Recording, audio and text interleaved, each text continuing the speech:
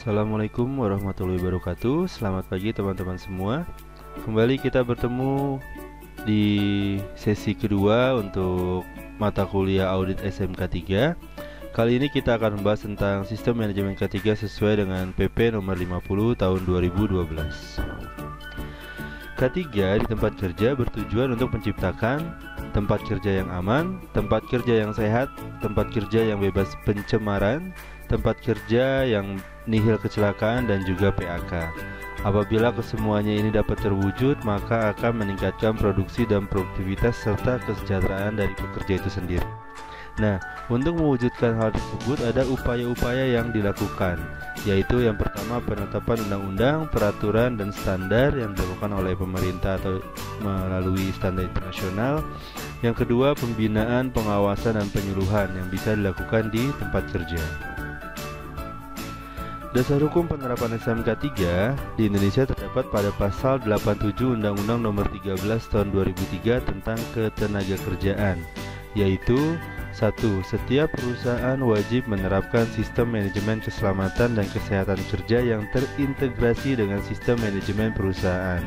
Yang kedua, ketentuan mengenai penerapan sistem manajemen keselamatan dan kesehatan kerja sebagaimana dimaksud pada ayat 1 diatur dengan peraturan pemerintah. Nah, pada keterangan ayat 2 tersebut maka keluarlah PP nomor 50 tahun 2012 tentang penerapan sistem manajemen keselamatan dan kesehatan kerja. PP nomor 50 2012 pasal 1 menyebutkan SMK 3 adalah bagian dari sistem manajemen perusahaan secara keseluruhan dalam rangka pengendalian risiko yang berkaitan dengan kegiatan kerja guna terciptanya tempat kerja yang aman, efisien, dan produktif. Jadi, SMK 3 adalah suatu sistem manajemen yang diterapkan oleh tempat kerja untuk mengendalikan bahaya dan risiko yang ada di tempat kerja sesuai dengan proses kerja, produksi yang ada untuk menciptakan tempat kerja yang aman, efisien, dan juga produktif. SMK 3 merupakan suatu rangkaian yang terdiri dari proses input, ada tahap proses, dan juga ada tahap output. Pada tahap input, yaitu ada struktur organisasi, perencanaan, tanggung jawab, pelaksanaan, prosedur, dan sumber daya. Nah, untuk diprosesnya ada tahap pengembangan, penerapan, pencapaian, pengkajian, pemeliharaan, dan pemeliharaan kebijakan K3.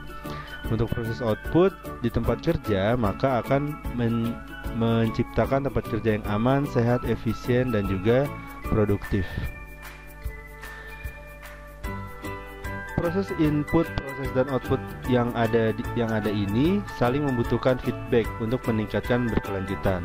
Sama seperti sistem manajemen lainnya yang tidak sesederhana hanya rangkaian input, proses, output, namun juga ada feedback untuk peningkatan yang berkelanjutan, untuk perbaikan yang lebih baik di tempat kerja. Pedoman penerapan SMK 3 di tempat kerja adalah seperti ini. Dimulai dari yang pertama, penetapan kebijakan K3. Tempat kerja harus membuat terlebih dahulu kebijakan K3 di tempatnya. Lalu jika sudah dibuat kebijakan, masuk ke langkah kedua, yaitu perencanaan K3. Tempat kerja membuat rencana kerja K3 yang akan dilakukan di tempat kerja. Kalau di industri kebanyakan kita kenal dengan nama HSE Plan atau rencana HSE.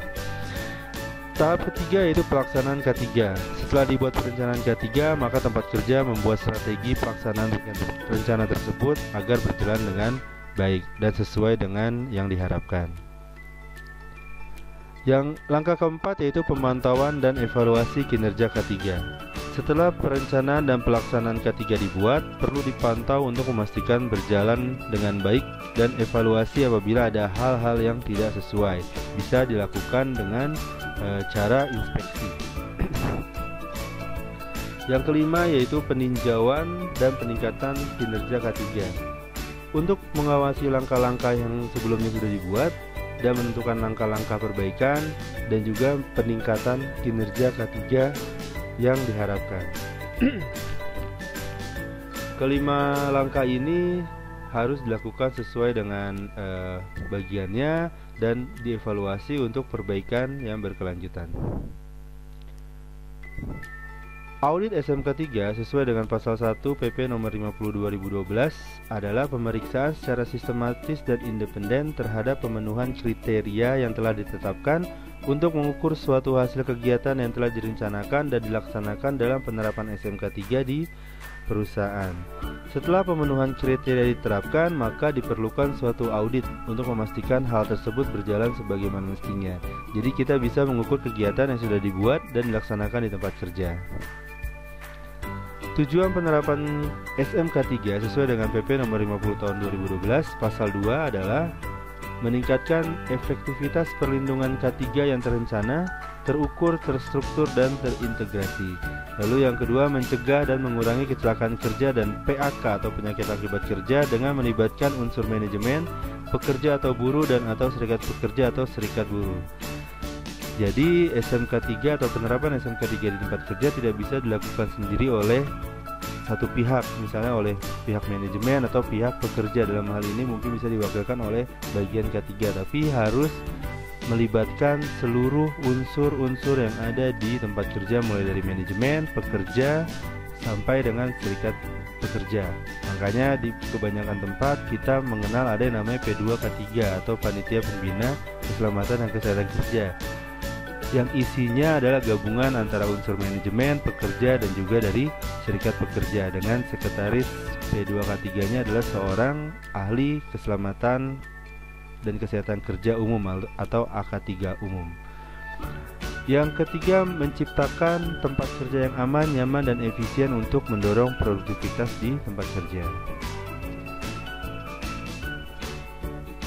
Pada pasal 5 PP nomor 50 2012 sebagaimana yang sudah kita ketahui bersama, terdapat syarat perusahaan untuk menerapkan SMK 3, yaitu wajib bagi perusahaan yang mempekerjakan pekerja atau buruh paling sedikit 100 orang dan atau mempunyai tingkat potensi bahaya yang tinggi seperti peledakan, kebakaran, pencemaran lingkungan, dan lain sebagainya. Jadi syarat ini tidak bisa dipilih salah satunya, tapi harus dilihat kesemuanya. Misalnya ada tempat kerja yang karyawannya atau pekerjanya hanya 50 orang atau 40 orang, tapi dia memiliki potensi bahaya yang tinggi, misalnya pabrik petasan misalnya, atau memiliki tingkat resiko pencemaran lingkungan yang tinggi, maka dia wajib menerapkan SMK 3. Apabila tidak diterapkan atau tidak menjalankan SMK 3 di tempat kerjanya, maka tentu akan ada sanksinya bila pengawas ketenagakerjaan datang ke tempatnya. Prinsip penerapan SMK 3 sama seperti dengan slide yang sebelumnya, yaitu ada 5 langkah.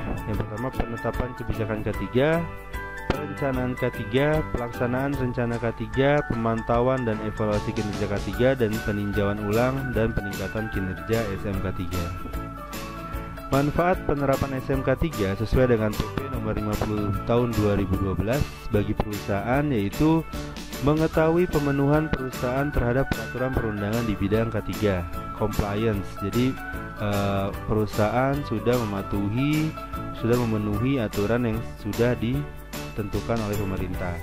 Yang kedua, mendapatkan bahan umpan balik bagi tinjauan manajemen dalam rangka meningkatkan kinerja SMK 3. Karena di SMK 3 ini di peraturannya juga kita wajib membentuk P2K3 yang dimana setiap bulannya dilakukan monthly meeting atau pertemuan 1 bulan sekali, dimana isinya membahas tentang hal-hal yang berkaitan dengan K3 untuk peningkatan atau perbaikan yang lebih baik. Yang ketiga, mengetahui efektivitas, efisiensi, dan kesesuaian serta kekurangan dari penerapan SMK 3-nya. Yang keempat, mengetahui kinerja K3 perusahaan apakah sudah berjalan dengan baik atau perlu ditingkatkan atau perbaikan.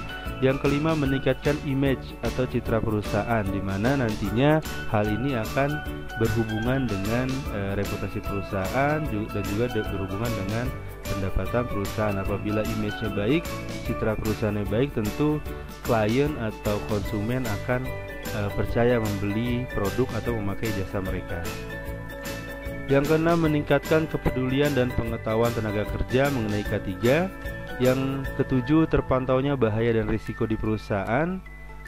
Yang ke-8, penanganan berkesinambungan terhadap resiko yang ada di perusahaan. Yang ke-9, mencegah kerugian yang lebih besar kepada perusahaan. Karena dengan penerapan SMK 3 ini berarti SMK 3 menjadi perhatian atau menjadi prioritas di perusahaan tersebut, sehingga perusahaan mencegah adanya kecelakaan kerja yang bisa menyebabkan kehilangan aset yang lebih besar.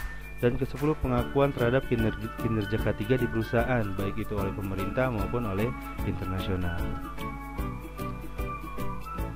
Bagi pemerintah, manfaat penerapan SMK 3 sesuai dengan PP nomor 50 2012 ini ialah sebagai salah satu alat untuk melindungi hak tenaga kerja di bidang K3, karena K3 ini sudah dianggap sebagai hak dasar pekerja di tempat kerja, di mana pekerja ini wajib dilindungi saat dia bekerja dan wajib diberikan perlindungan kesehatan dan juga keselamatan pada saat dia bekerja. Maka diberikan APD, dibuatkan prosedur untuk pengatur K3 dan lain sebagainya.